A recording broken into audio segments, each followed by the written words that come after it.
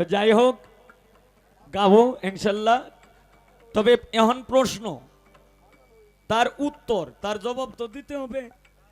কয় বিচার, হাসর যে বিচার হবে এটা কোন জায়গায় হবে, এর মধ্যে এই জায়গাটার নাম কি থাকবে, এর মধ্যে এই জায়গাটা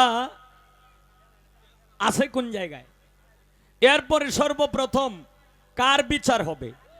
দেখেন প্রশ্ন কিন্তু করছে সাজায় গুজায়, কিন্তু বুঝনি উল্লার ফাটাফাটি। এখন সর্বপ্রথম কার বিচার হবে এই কথা যদি আমি বলতে যাই, তাহলে মা ফাতেমা, এই মা ফাতেমা আল্লাহর কাছে জবাব চাইবে, জবাব। ইয়া রাব্বুল আলামিন, ইয়া রাব্বুল আলামিন, বিচার কার্য পরে শুরু করবেন, আগে আমার বিচারটা করেন।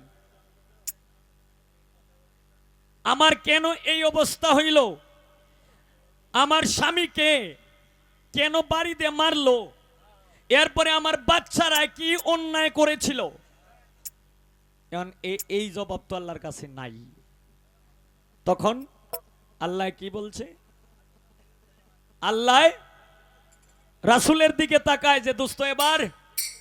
তখন আমার রাসূল সাল্লাল্লাহু আলাইহি সাল্লাম মা ফাতেমাকে বললেন যে ফাতেমা, তোমার ছেলেদের বিচার আমার উপরে ছেড়ে দাও, তুমি আল্লাহর হুকুম মেনে তুমি জান্নাতুল আদানে চলে যাও। তখন একবার দুইবার তিনবার বললেন, তারপর মা ফাতেমায় বললেন যে ওয়ামান কালফানা, মানে আমার সঙ্গে আর কে যাবে। তখন আল্লাহ বললেন যে দোস্ত তার বাচ্চা দুইটা দিয়ে দেন। এখন বাচ্চা দুইটা দিয়ে দিছে, এখন বাচ্চারা কয় যে ওয়ামান কালপানা, আমরা আমার মায়ের সঙ্গে যাব, আমার সঙ্গে আমাদের সঙ্গে আর কে যাবে। তখন আমার প্রিয় হাবিব বললেন যে ইয়া রাব্বুল আলামিন, এখন কি করব। তখন আমার আল্লাহ বললেন যে হে আমার প্রিয় দোস্ত, আর দেরি করে লাভ নাই, ওর বাপকে দিয়ে দেন। তখন এই যে মা ফাতেমা, হযরত আলী, ইমাম হাসান, ইমাম হুসাইন, এই যে চারজন গেলেন কোথায়, জান্নাতুল আদান। মানে এই জায়গাটার নাম হইল, মানে সবচেয়ে এই গুরুত্বপূর্ণ, যেটা আল্লাহ নিজে আকর্ষণীয়, নিজে শখ করে যে বেহেশতটা তৈরি করছে, এই বেহেশতটার নাম হইল, বেহেশত আছে 7-8টা বেহেশত আছে, কিন্তু এই 7-8টা বেহেশতের মধ্যে একটা বেহেশতের নাম হইল জান্নাতুল আদান। এই আদানে চলে গেলেন মা ফাতেমা, হাসাইন হুসাইন, হযরত আলী করিমুল্লাহ ওয়াজু। এখন বিচারটা কার হইছে এখন তুমি নিজেই বুঝে নেও, আমি আর কি বলবো। তারপর এখানে আরেকটা প্রশ্ন করলেন যে বিচারটা যে হবে, বিচারটা যে জায়গায় হবে, এই জায়গাটার কি নাম থাকবে। এই জায়গাটার নাম থাকবে হায়েজা হুম্বি সাহারার মাঠ। হাদিস দলিল অনুসারে যদি আমি বলি, তাহলে এই জায়গাটার নাম থাকবে হায়েজা হুম্বি সাহারার মাঠ। এরপর এই জায়গাটা কোন জায়গা, জায়গাটার নাম কি, আরাফাতের ময়দান। মানে হাসর যে জমায়েত করবেন, এই হাসর জমায়েত করবেন কোন জায়গায়, আরাফাতের ময়দানে হাসরের মাঠ জমাইবেন। এই আরাফাতের ময়দান আছে এখন বর্তমানে আরব কান্ট্রিতে আছে। শেষ করলাম। এইগুলি আলাপ আলোচনা করলে অন্তত একটা বিষয়ের উপরে কথা বলা যায় 1 থেকে 1.5 ঘন্টা, কিন্তু মানুষ আসছে যে পালাটাও কিছু শুনতো, এর মধ্যে কিছু আকর্ষণীয় গানও শুনতো। তাই আমি এত কথার দিকে আমি যাইতাম না। এখন তোমার কাছে, তুমি যেহেতু বিচার নিয়ে করছো আর কিয়ামত নিয়ে যেহেতু আলাপ আলোচনা করছো, এখন তোমার কাছে আমার একটা কথাই আমার জানার থাকবে, তুমি একটু বলবা এই পৃথিবীতে সর্বশ্রেষ্ঠ 2 জন লোক যে শহীদ হইছে, এই পৃথিবীতে, আমি আবার বলতেছি, তুমি বোঝার চেষ্টা করো, আমি কিন্তু ইঙ্গিতে কথাটা বলতেছি। এই পৃথিবীতে লক্ষ লক্ষ কোটি কোটি মানুষ শহীদ হইছে, কিন্তু এই পৃথিবীর মধ্যে এমনই দুইজন প্রধান ব্যক্তিকে শহীদ করলেন যে ব্যক্তির আর প্রাধান্য আজীবনেই থাকবে, হাসরের বিচার শেষ হওয়া পর্যন্ত থাকবে, এটা ইহকালেও থাকবে, পরকালেও থাকবে। যখন হাসরের বিচার কার্য শেষ হয়ে যাবে তখনও এই দুইজন ব্যক্তির মূল্যায়ন থাকবে। এই দুইজন ব্যক্তিকে যখন শহীদ করলো তখন এইটাও তো একটা কেমত হইছে গো। সাপ্লাই যেহেতু কইতাছে যে আমি আজকে মারা গেলাম, আমার জন্য আজকে এইটাই কেমত। একজন আর একজনের মাইরি আনলো, তার জন্য এইটাই কেমত। এই পৃথিবীতে যে দুইজন লোককে শহীদ করলো, যারা করছে এইটাও তোমার মতো একজন নারীর ষড়যন্ত্র নিয়েই কিন্তু করছে। এই তোমার মতো একজন নারীর ষড়যন্ত্র নিয়ে করছে। আমি একটু জানতে চাই, এই যে দুইজন ব্যক্তিকে যে শহীদ করলো, এই যে কেমনটা যে হইল দুইজন ব্যক্তির, এটার মাস কত ছিল, হিজরি কত ছিল, গণনা কত ছিল, সাল কত ছিল, সন কত ছিল? কথা আমার একটাই, আর কোনো কথা, আর কোনো প্রশ্ন কইরে আমি তোমারে এই বুঝা আমি দিতে চাই না। এখন আমি একটা বিচ্ছেদ গান করে আমি বসবো।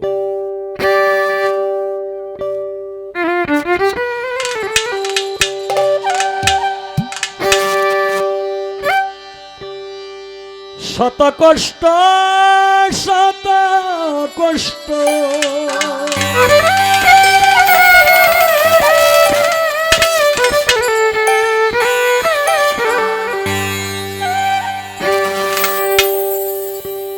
শত কষ্ট শত কষ্ট শত কষ্ট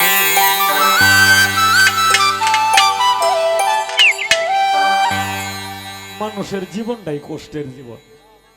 আমার জীবনটা কষ্টের জীবন। জীবনে যা পাইলাম খালি কষ্টই পাইলাম। তাই গানে বলছে কি, শত কষ্ট বুকের মাঝে চাপ দিয়ে কি রাখা যায়,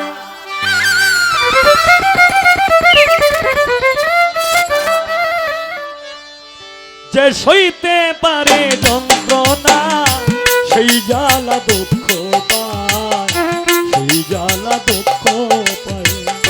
শত কষ্ট বুকের মাঝে, শত কষ্ট বুকের মাঝে চাপ দিয়ে কি রাখা যায়, যে সইতে পারে যন্ত্রণা সেই জ্বালা দুঃখ পায়, সেই জ্বালা দুঃখ পায়।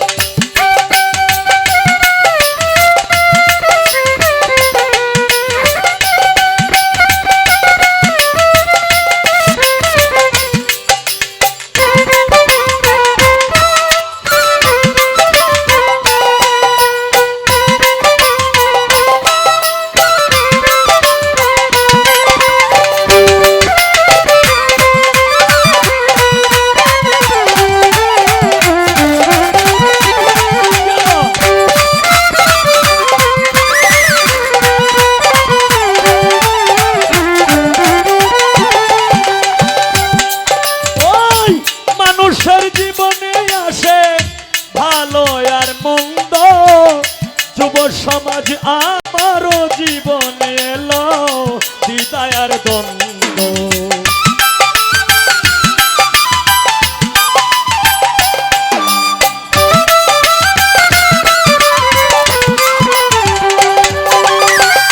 মানুষের জীবনে আসে ভালো আর মন্দ।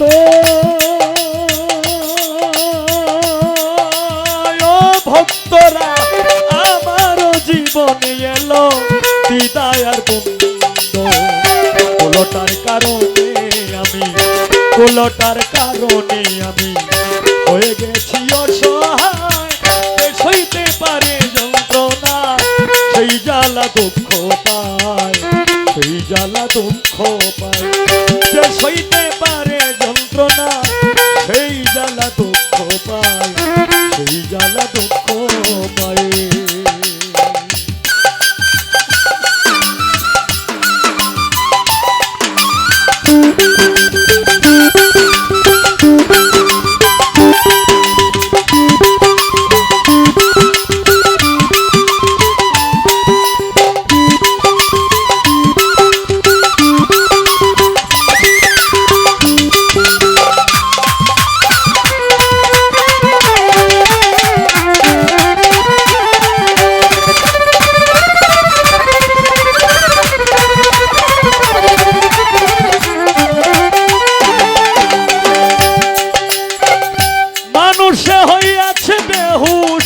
সেই লোভের কারণে মানুষে মানুষে মানুষে মানুষে ও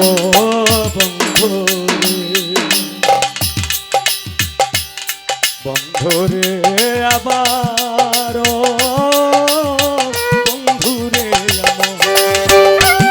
মানুষে হইয়াছে বেহুশ সেই লোভের কারণে মানুষ কেন হয় না মানুষ সুন্দর ভুবনে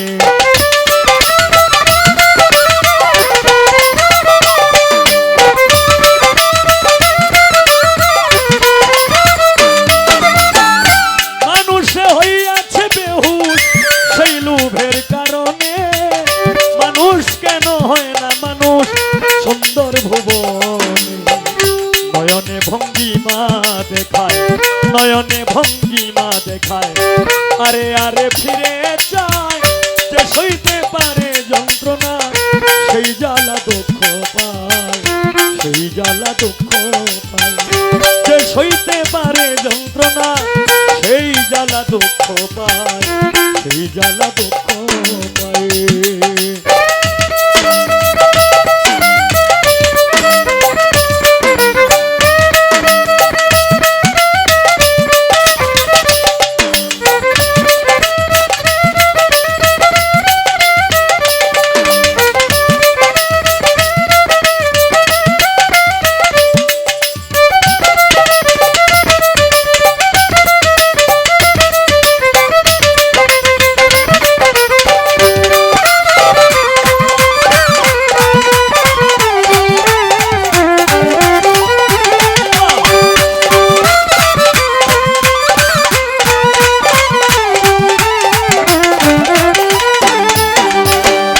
অসৎ লোকের সঙ্গ লয়ে অসতী হয়ে গেলে বুঝলে না রে ওরে মানুষ নিজেকে হারাইলে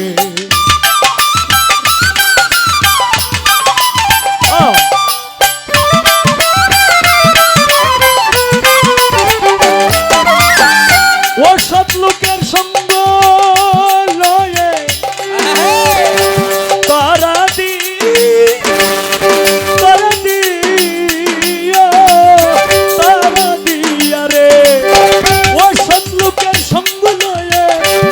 সতী হয়ে গেলে বুঝলে না রে ওরে মানুষ নিজেকে হারাইলে কয় হবিলে নামের মালা কয় হবিলে নামের মালা কয় হবিলে নামের মালা করিল তোমার গলায় যে সইতে পারে যন্ত্রণা সেই জ্বালা দুঃখ পায় সেই জ্বালা দুঃখ পায় যে সইতে পারে যন্ত্রণা সেই জ্বালা দুঃখ পায় সেই জ্বালা দুঃখ পায় শত কষ্ট বুকের মাঝে শত কষ্ট বুকের মাঝে চাবি দিয়ে কি রাখা যায় সইতে পারে যন্ত্রণা সেই জ্বালা দুঃখ পায় সেই জ্বালা দুঃখ পায় যে সইতে